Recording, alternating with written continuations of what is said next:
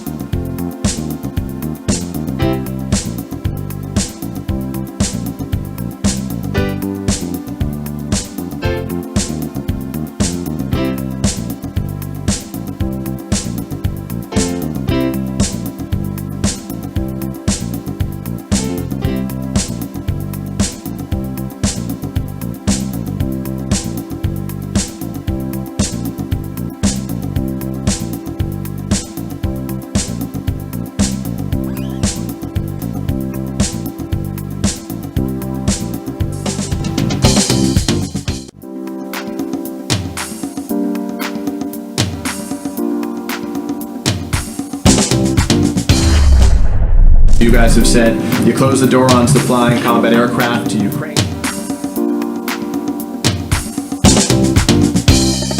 Welcome to Politics Done Right. I am your host, Egberto Willies. This is a progressive program that will take the mystery out of politics. This is the program that will encourage you to make sure government becomes we the people. Whether you are liberal, progressive, conservative, or otherwise, you get to air your point of view. We are an independent media outlet that, unlike mainstream media beholden to corporations, we only owe allegiance to you. Remember, you can also send me a tweet at EGBERTOWILLIES. That is at Egberto Willies. Let us engage. It is Politics Done Right.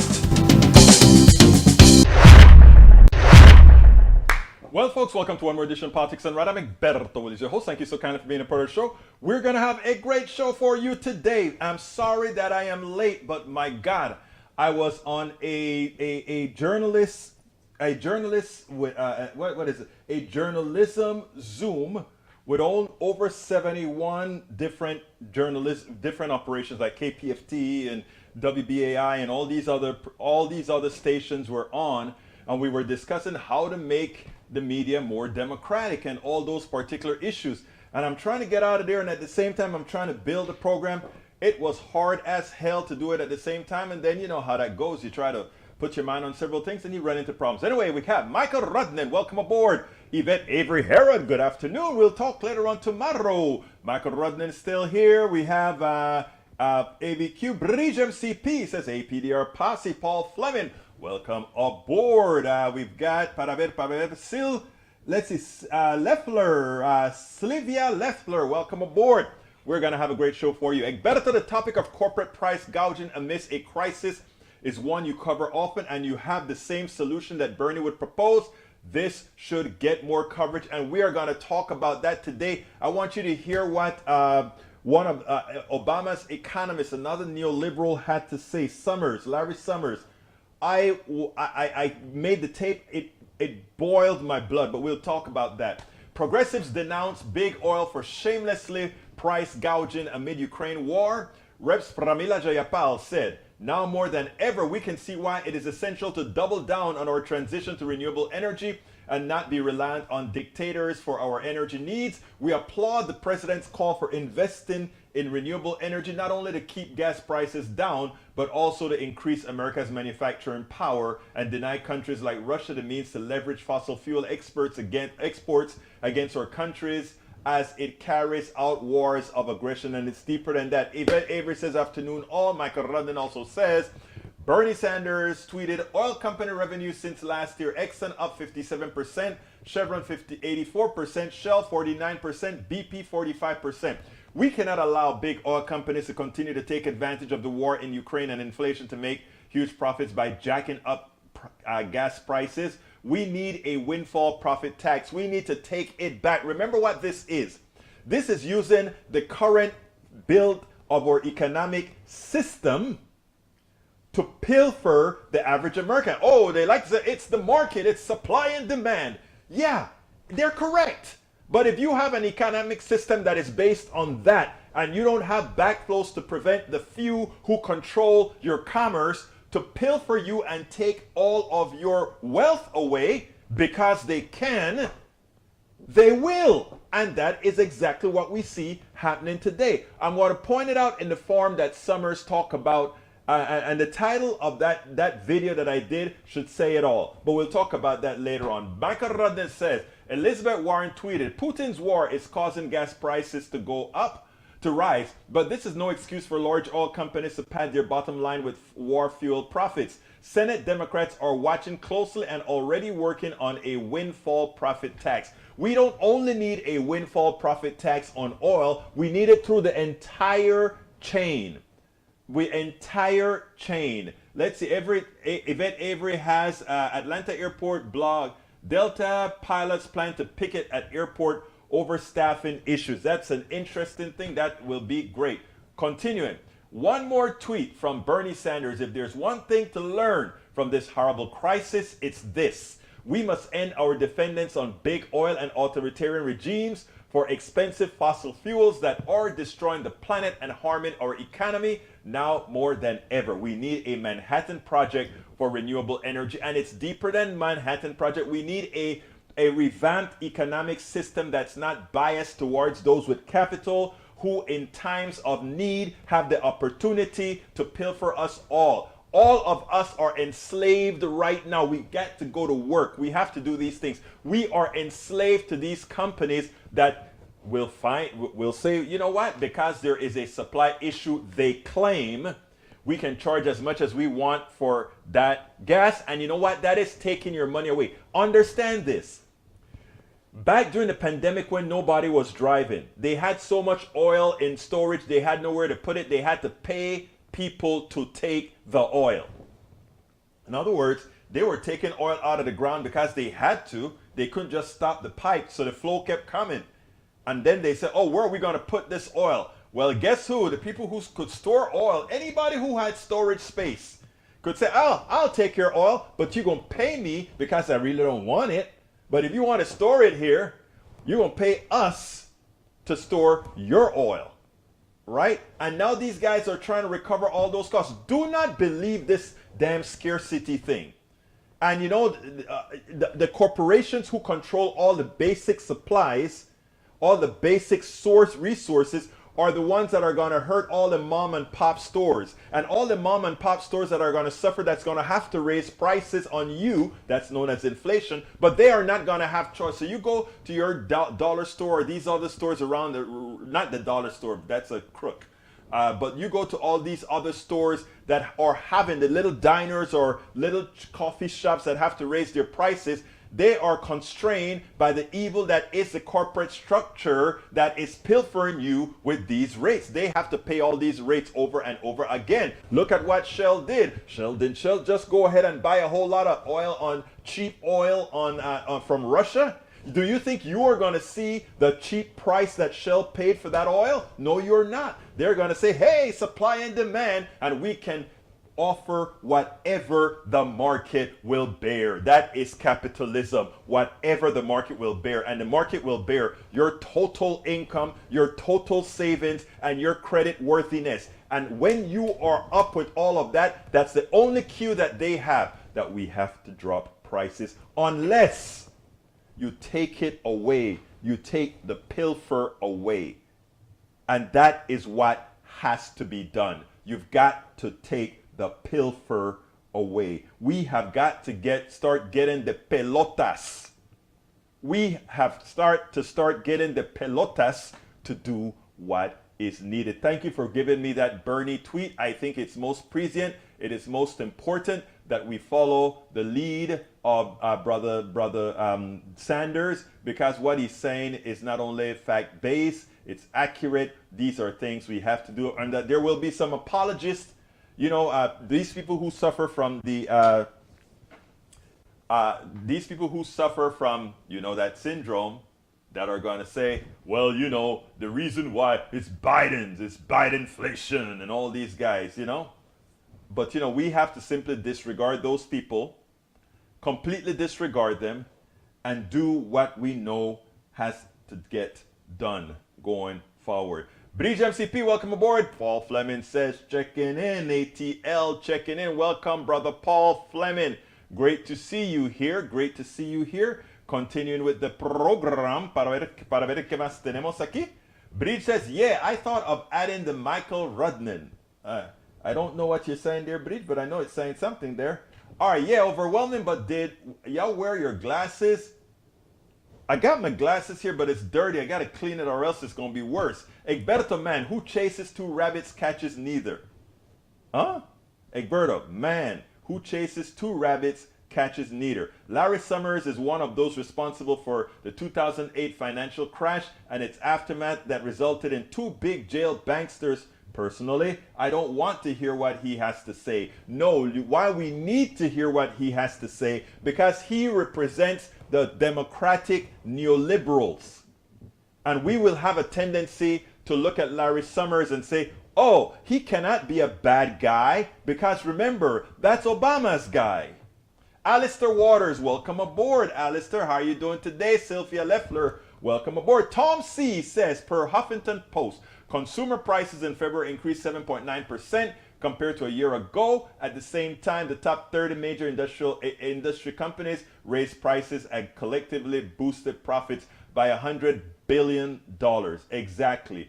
Eric Hayes says, who has confidence in this visit? Vice President Kamala Harris refused to address the diplomatic turbulence between Poland and the U.S. Thursday after the Pentagon rejected an offer from the Warsaw government to provide fighter jets to Ukraine. I have a subject on that as well, but insisted that the two countries remain unified against Russian aggression. Pentagon spokesman John Kirby said Wednesday that the U.S. had turned down Poland's offer to supply 28 MiG-29 jets via transfer at Ramstein Air Base, despite Ukrainian President Volodymyr Zelensky pleading with America and NATO to provide his military.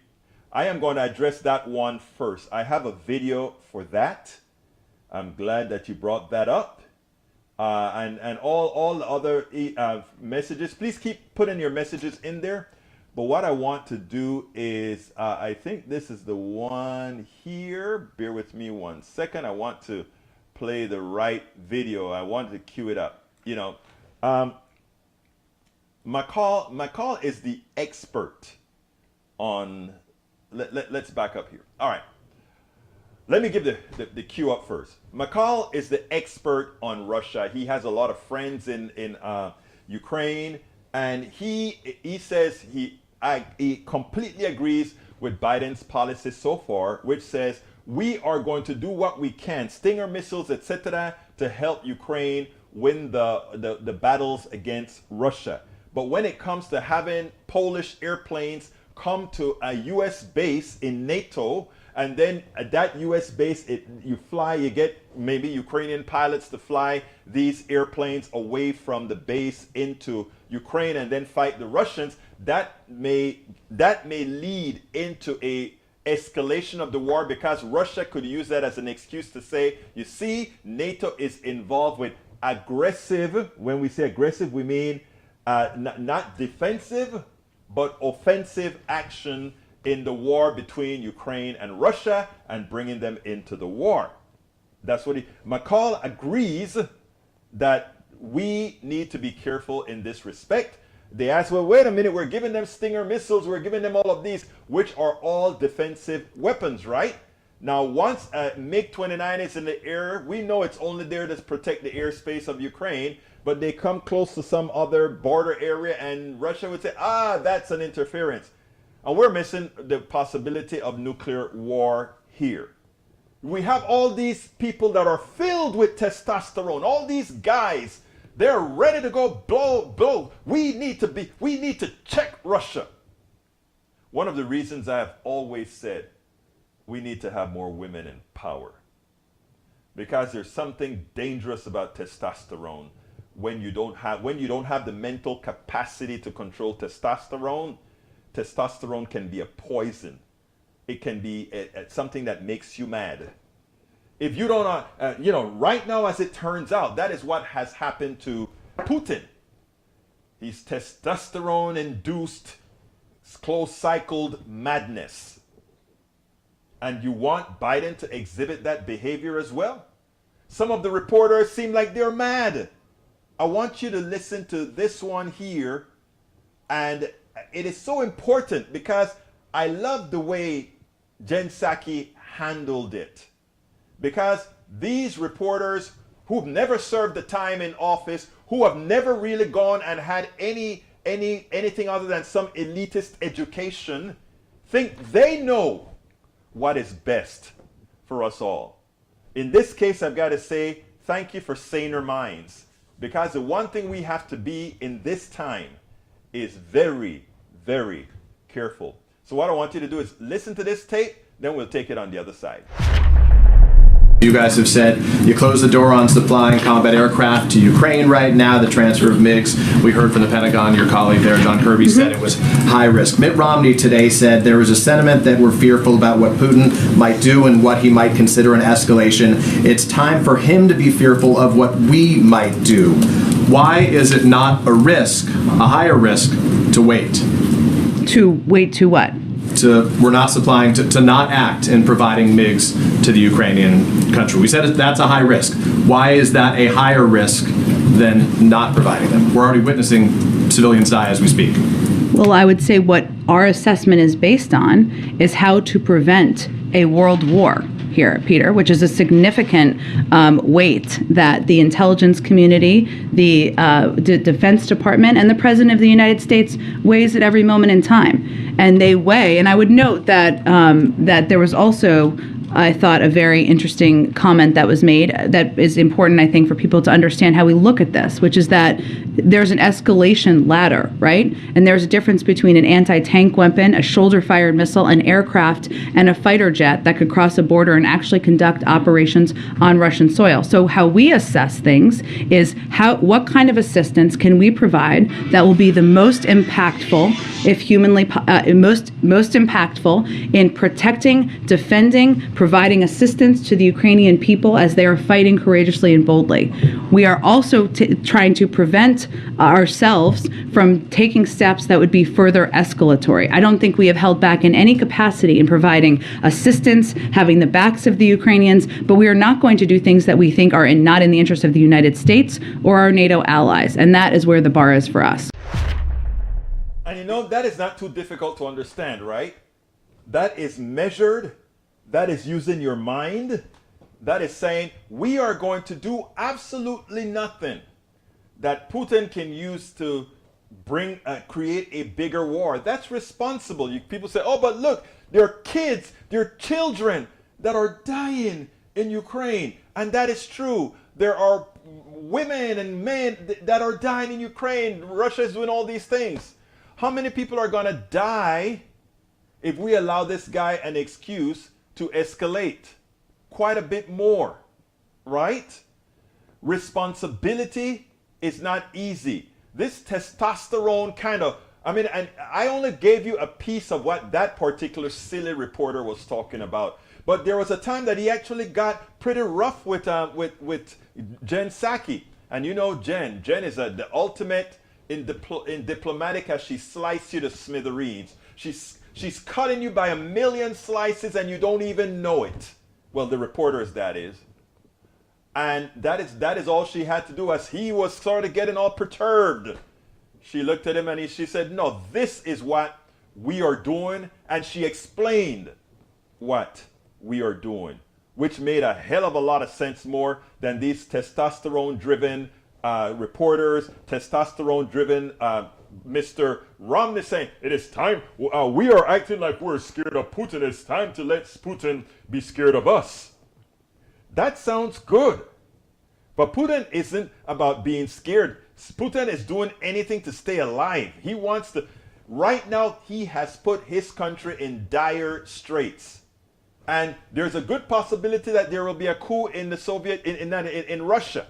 There is a good possibility there's a coup. Why not allow it to happen? Why give him an excuse to say NATO is the reason we are here? The reason that you are feeling the pain in Russia is not because of all those companies leaving because I did something, meaning Putin, but because of NATO. You see what they're doing? And by the way, you know, we gave him an excuse by growing NATO all the way to his land, right? I mean, look, I'm not giving him an out at all, right? But hey, you know, if we had, when Russia came to Cuba, which was 90 miles away, we said, you ain't going to do that. And then we went ahead and passed a policy that says, he can't come anywhere in the Americas. And so all when he goes to Venezuela, we're like, be careful when you're trying to go there to Venezuela. We're not going to allow that. So let's be clear and not allow those of the unread, well, they're not unread. They should know better. They should know better than to try to have some sort of testosteronic reaction to Putin instead of a sensible reaction. Biden, no matter what you think about him, as all the experts who understand this will tell you, the measured approach he's taken thus far has really prevented a catastrophe that Putin needs. Remember, Putin needs us to overreact right now. Putin needs to see on the world stage something that gives him the ability to tell his people, look at what they've done. That's why he's trying to create some other factors right now. Oh, they're building poison gas. They're building weapons of mass destruction in Ukraine. He needs people to start believing that because he is in trouble. And when a leader like Putin is in trouble, it starts to be, the overthrow is about to happen. Gorbachev didn't do any of this. and he got his butt whipped. Let's not forget that. History is an interesting thing. Okay, let me get back to my peeps and see what you guys are saying now. Let me get to the screen, if my mouse will work. All right, let's see. Alistair Waters, welcome aboard. Eric Hayes says, I read that one, has confidence. Let's see what else we got here. Tom C, welcoming people. Yvette Avery Herod, they are actually out there today. They went live a few hours ago. Oh, great. If you have, you have videos, that's a video to see. Hey, thank you for that, my dear Yvette. That's good. We'll talk about some of that tomorrow when we do our interview on the state of unions in the country. Bridge MCP says she has more than I, and as VP, not the president. Michael Rudden says, Eric Hayes, what gives you the impression that VP Harris is in charge of anything? She's not Dick Cheney pulling strings behind Bush's back. The VP doesn't have or isn't supposed to have that kind of power. Exactly right. You know, she has the power that Biden cedes to her, and that's about it, and that's the way it's supposed to be. British MCP says, why are we constantly bringing my boy Eric back in? Eric killing me. You are not... Lee Grant says, hi all. How you doing, Lee? Bridge MCP says, I said at Egberto Willis, if Biden said he is watching for price gouging, then why isn't that happening? Why isn't that happening? You know, I can't answer that one. The price gouging is occurring. The reason, look, I find it amusing, Bridge, because this is what happens in this country, right? Price gouging affects everybody, irrespective of your political affiliation, whether you're Democrat, Republican, Independent, or whatever, right? But what the price gougers do is they say the following. If you try to restrict our pricing ability, you are a socialist because you're trying to put in price controls. And that keyword triggers a little under 50% of the country, actually it's more like 30-something% of the country, but a very loud one, that says, oh my God, if you stop us from feeling pain, you're turning us into a socialist country. So give us capitalism with pain as opposed to democratic socialism with good living. That's how their minds work. That's how they were taught. That's how they were indoctrinated to think, right? And so that is how they have them. They're getting screwed, but at the same time they're saying, but we can't stop that, because if we stop that, what occurs is some sort of a socialist state. So let them keep giving us the shaft. What we do here at Politics Done Right and other networks, including some of the things that we spoke about, we had 71 journalists in this queue that I just got out of, why I'm late today. 71 journalists. And one of the things that we said is, how do we really bring democracy?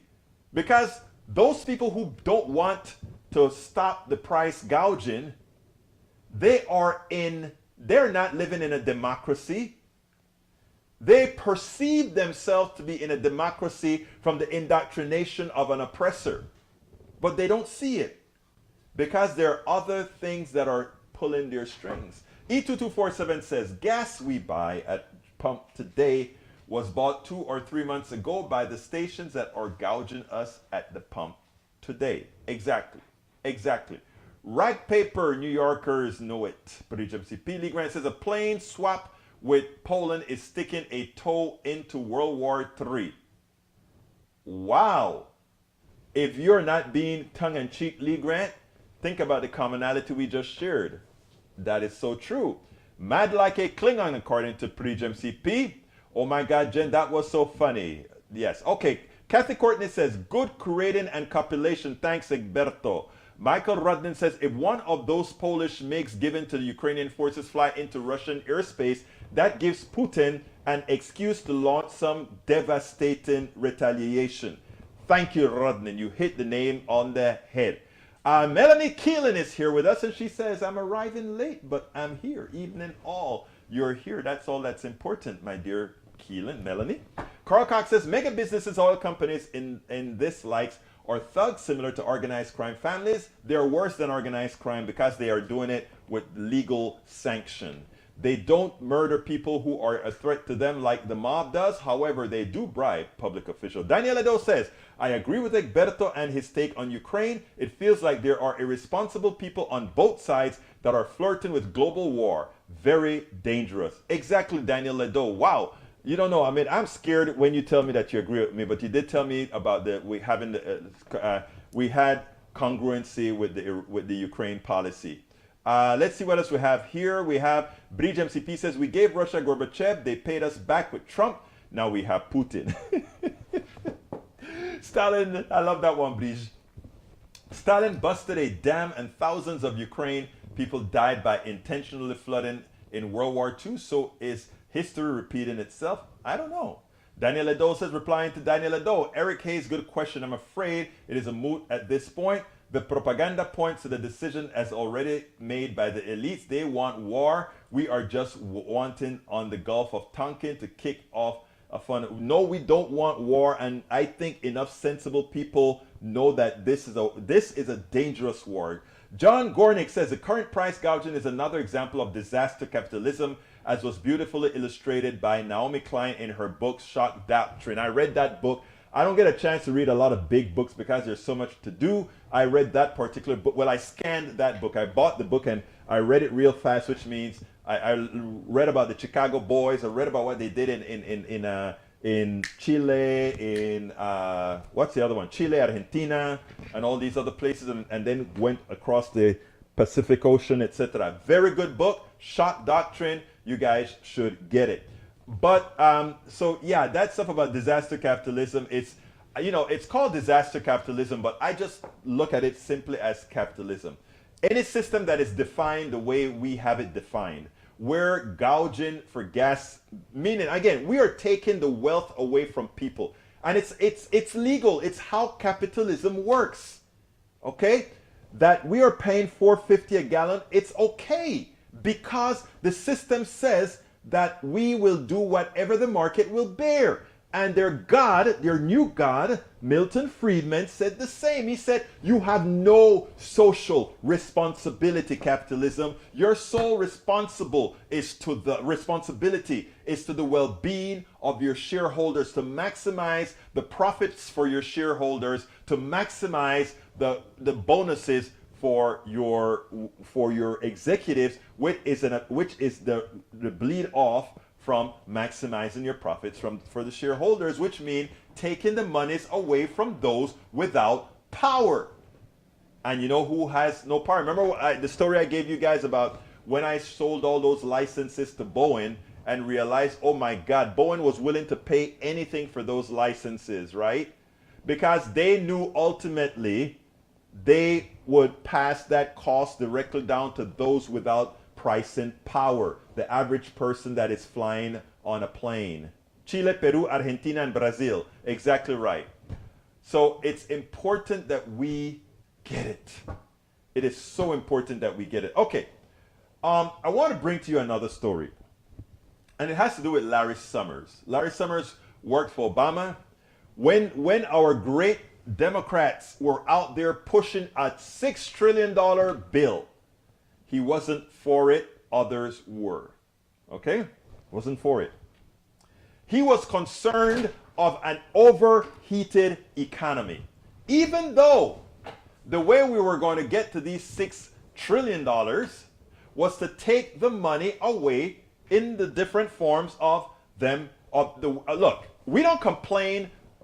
We have a raise in gas prices, right? Whoever complains and says, the oil company is making too much money, they're taking it away from us. Nobody says that, right? So why would you make a big claim when we say, okay, to fund all of these things that are necessary for society, a society that actually supports all these companies, you need to pay your fair share. And it doesn't, the $6 trillion is peanuts in the entire total economy. This is $6 trillion over, it was originally $6 trillion or $7 trillion over 10 years, $700 billion a year. Nothing, peanuts. But no, not even that these criminals wanted to pay. Not even that. You're right, Egberto. It's all about the capitalism takes advantage of those with little power and capital. I was just emphasizing how it gets ramped up during the crisis. Exactamente, Señor Gornick. Okay, so here's the deal. Here's the deal. I want you to listen to Larry Summers. Larry Summers points out exactly how powerless people without a political system that guarantees their protections is. And he doesn't say any of that. Just listen to how he answers this question from Lawrence O'Donnell. Very important. A lot of people won't perceive it. They won't see it. But while I was listening to it, I said, oh my God, he said it. He said it. Please, important that you listen to this, and then we'll take it on the other side. What is happening to purchasing power this year? We know inflation, and you were an early warner on inflation. You gave us the early warning on it. But what is happening to purchasing power and incomes along with inflation? Wages have come down. That's the usual experience. The usual experience is that past a certain point, when you start seeing wage increases running above 4.5% or 5%, it actually goes with decreasing real wages, decreasing purchasing power for workers. That's why it's so unfortunate that the economy was overstimulated last year. That's why it's important that the Fed act strongly to bring down inflation now. We've caught a very bad break coming on top of the 7.5% inflation we have. We now have extra inflationary pressure coming from oil prices and coming from wheat. And it's something we're going to need to really go after with policy. That means strong monetary policy, and that means sensible supply side policies where the government concentrates on procuring as inexpensively as possible, where we open up shipping to whoever the cheapest shipper is, rather than.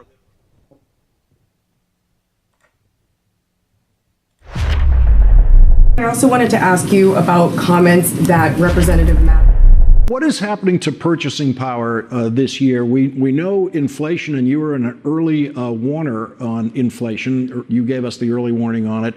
But what has happened to purchasing power and incomes along with inflation? Wages have come down. That's the usual experience. The usual experience is that past a certain point, when you start seeing wage increases running above 4.5% or 5%, it actually goes with decreasing real wages, decreasing purchasing power for workers. That's why it's so unfortunate that the economy was overstimulated last year. That's why it's important that the Fed act strongly to bring down inflation now. We've caught a very bad break coming on top of the 7.5% inflation we have. We now have extra inflationary pressure coming from oil prices and coming from wheat.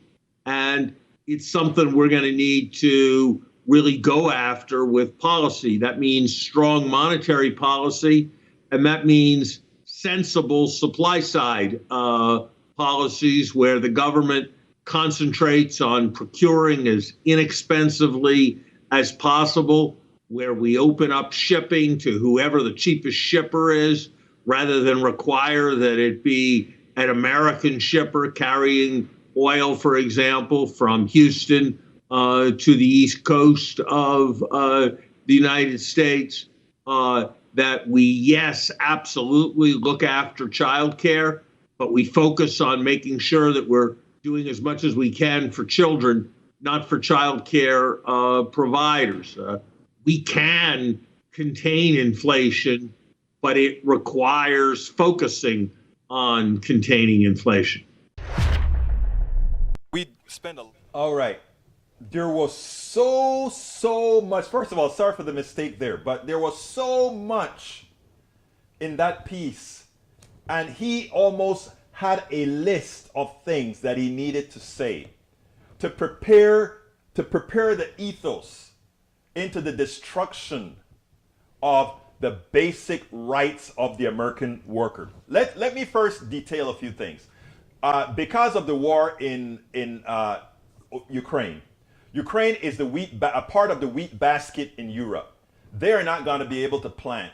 That opens the door for America to produce a lot more wheat, and we can. We have the ability. So all those farmers in Iowa and North Dakota, South Dakota, and all of that, they're happy now. They can replace the amount of, we are so good at growing here. We can replace the wheat that's going to be lost in Ukraine. And it's not only going to be the United States. It's going to be the United States. It's going to be Brazil. It's going to be all those countries, including the countries within the equator that can grow year round. They are going to be there to replace all of that. It's going to be a boom town for a lot of different small countries, etc., because we're going to have a new market.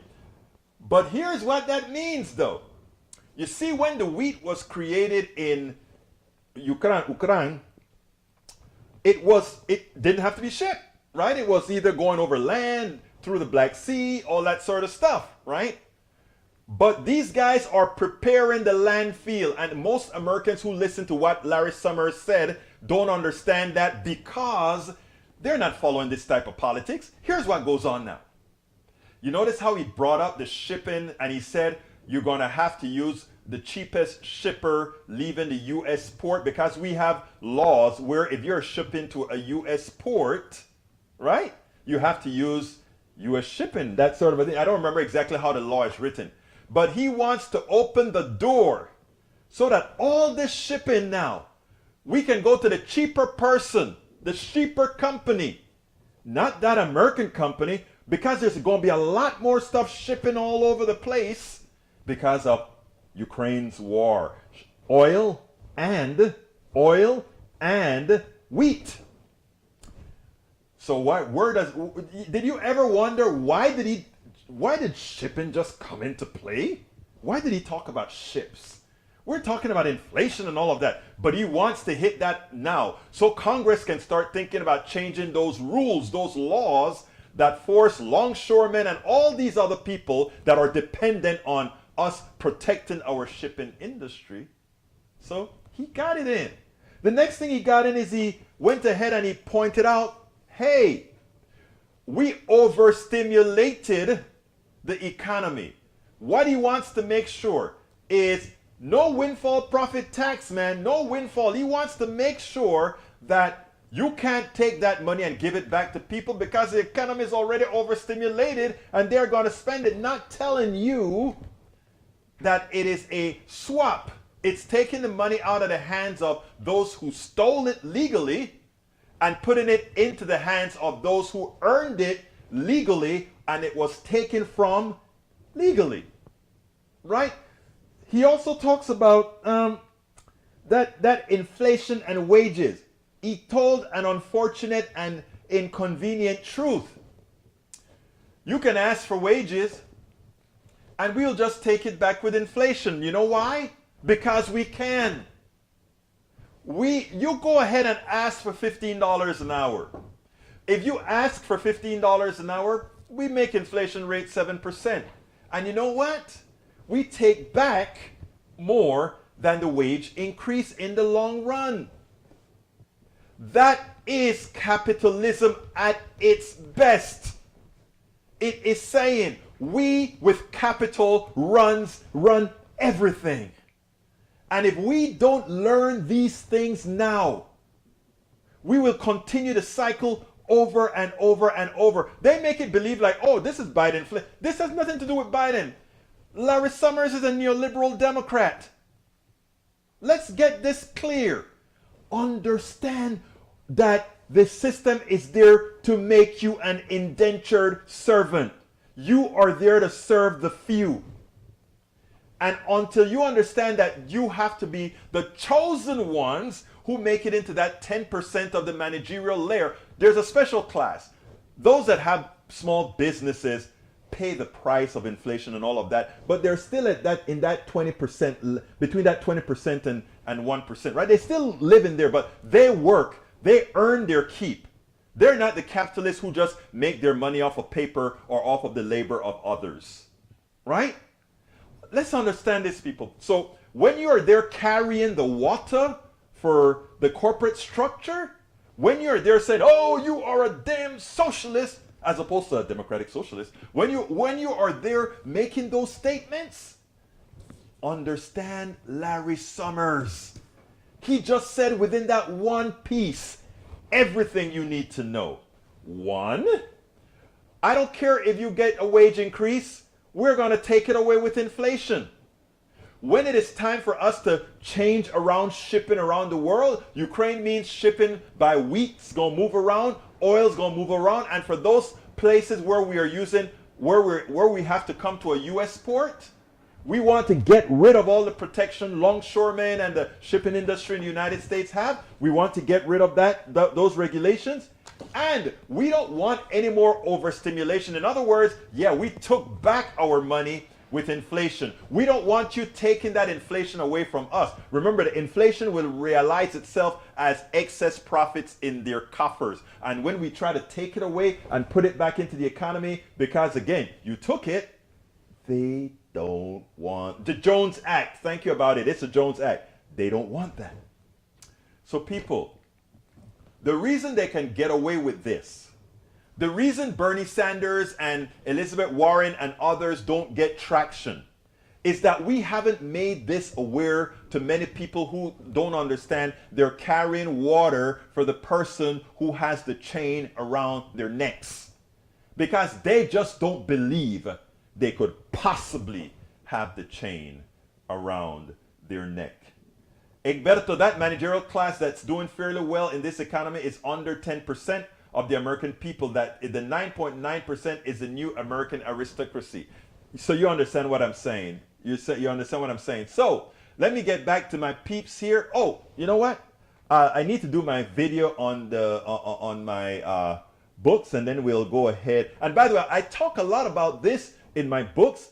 I didn't need this ruckus to happen to know how the system works. Like, so I suggest, check this out. I'm Egberto Willies, as host of Politics Done Right, a progressive radio media show on Pacifica Network's KPFT 90.1 FM Houston that engages all ideologies. I found that our political angst isn't mostly ideological. There is a well-designed effort by many in power to control us. If we are at each other's throats, we are less likely to demand our economic and local wishes. In that light, I wrote 3 books. I wrote the first one titled, As I See It, Class Warfare, the Only Resort to Right-Wing Doom, to describe the entire economy in a manner we can all understand. It highlights why it was designed to pilfer most as it empowers a few, the chosen. The second book, titled, It's Worth It, How to Talk to Your Right-Wing Relatives, Friends, and Neighbors, take it to the next level. After understanding how the system pilfers, it is incumbent that we can speak to our peers to empower a change. The third book, How to Make America Utopia, Take Away the Economy from Those Who Rigged It, gives us a place to land. After learning about our economy that is dysfunctional for most and learning how to engage the other side, we point out what would make an economy that works for all. Each book stands on its own, but together they provide the full picture. Please consider getting one or more. You will undoubtedly learn, be entertained, and help us continue the mission with our blogs, articles, videos, and books. Thank you for listening to that. Now, please, you can go ahead and sign up. If you are on YouTube right now, please click that join button. Become a part of the posse. The only way I can continue to get this information out is with your support. And many of you have been supporting. I need a lot more of you to support. Please go ahead and go to politicsdoneright.com/YouTube to support us on YouTube. But there are many other ways to support us. You can support us on Patreon by going to politicsdoneright.com/Patreon, politicsdoneright.com. Let me put that in here, por favor. politicsdoneright.com/Patreon to become a patron. I need 1,000 of each. And also 1,000 members, in penny dollars, right? And the best form of support, of course, is coming up with politicsdoneright.com/PayPal, supporting us on PayPal. You can do a one-time contribution or you can do it on a monthly basis. We are going to tell you, Americans don't know this information. We are going to lose the House in in November, if we don't get enough people informed and empowered and understand that you can make a difference, learn these things so that we can get our families or friends, not all of, convince a few of them not to be indoctrinated by a system that is there, a corrosive system that is there to take what's theirs. We can do it. Go ahead and please support us, politicsdoneright.com/PayPal. Our books, you can pick up our books at politicsdoneright.com/books, politicsdoneright.com/books. A lot of new stuff at our stores. Please go to politicsdoneright.com/store, politicsdoneright.com/store to pick up the stuff at our store. And by the way, since some of you are not going to see all these links, there's an all-encompassing link that covers all the different forms in which you can support us. Cash App, Zelle, all these other things. You can go ahead and find at Venmo, everything. We support Venmo, PayPal, everything. Go to politicsdoneright.com/support and all the different avenues in which you can support this program to ensure I can continue to put this out in many, many, many venues. It is important, folks. I showed you how I deconstructed that piece done by Larry Summers. That piece done by Larry Summers, people would have watched it and said, oh, Larry Summers says we overstimulated the economy and things are going bad and we get it. But that one message, that 2 minutes from Larry Summers, there was so much packed in there. And that was a message to your politicians as far as what their calling card should be. And unless we unravel that, then we can actually it is for business breach. Unless we can unravel all of this and inform people in a way that they understand, and that's what I do. It's not only here on the video, but it's on the blogs, etc., etc. That's how we are going to make a change. So I ask you to invest in all of us Americans to go ahead and get it done. Okay, let me go real quickly now to the messages that I have here. I have a lot of them, so I'm not going to get to all of them, but I thank you so kindly for putting them out. According to Michael Rudnin, Milton Friedman would also see environmental damage and any injury to people as externalities. Yes, actually he said that. He doesn't want you to do anything that is social. He states that. Read his 1970 something. So go to Wikipedia. Actually, I have it somewhere in one of my blogs as well. Just go through my blogs and type Milton Friedman and also put capitalism in there. And you'll put up the blog that I wrote about that. John Gorcha said, you're right, Egberto. It's all about capitalism, taking advantage of those with little power. Let's see what else we got. We got Michael Rudnin saying, well, that's another.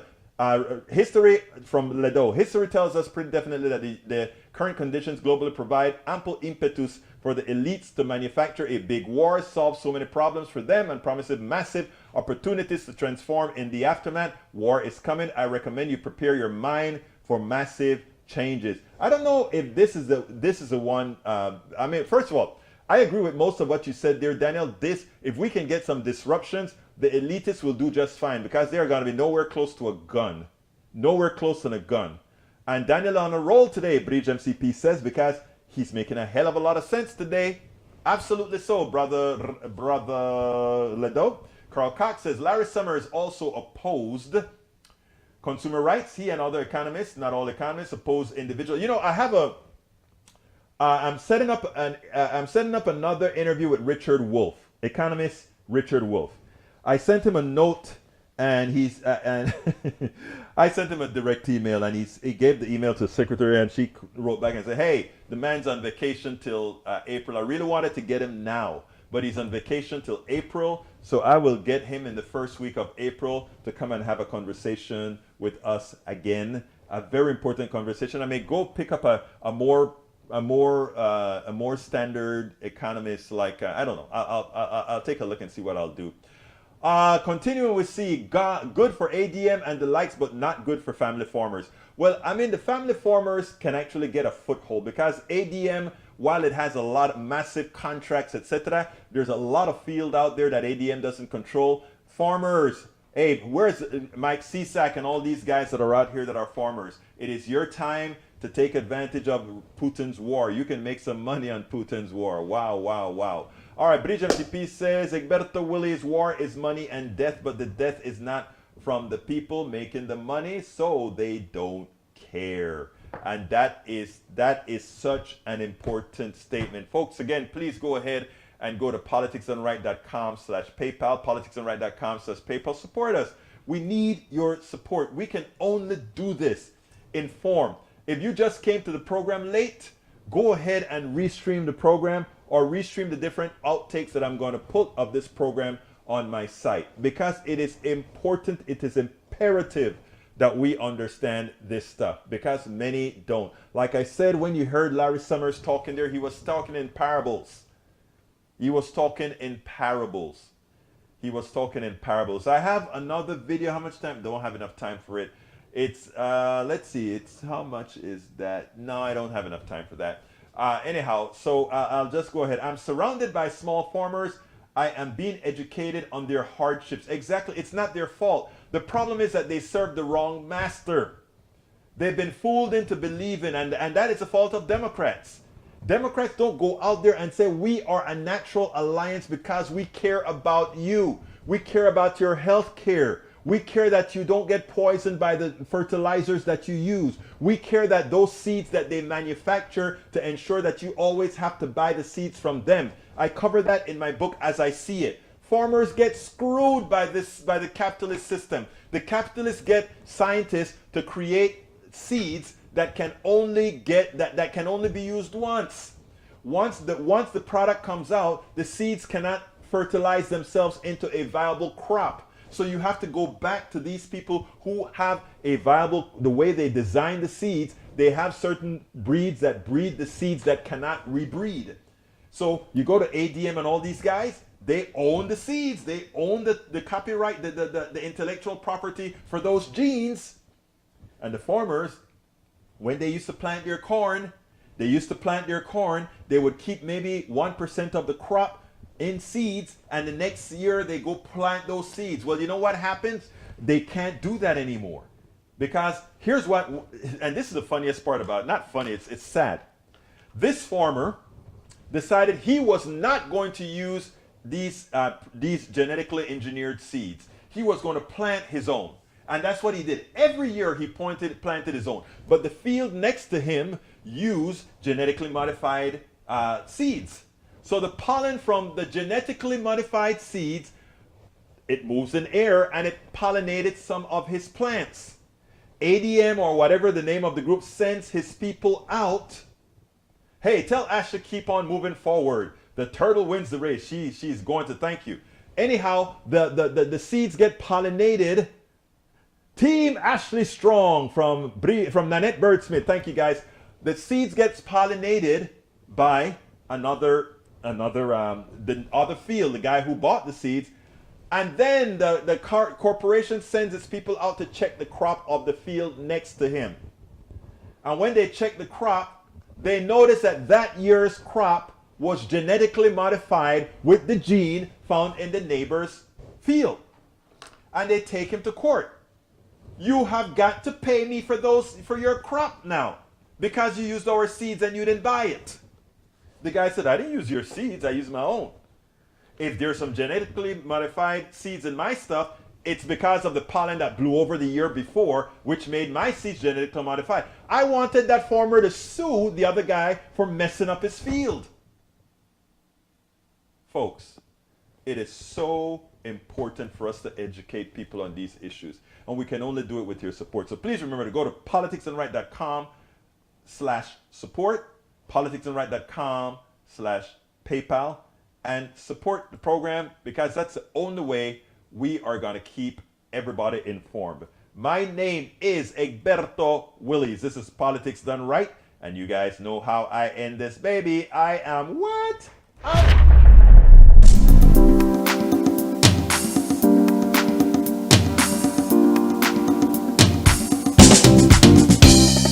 Welcome to Politics Done Right.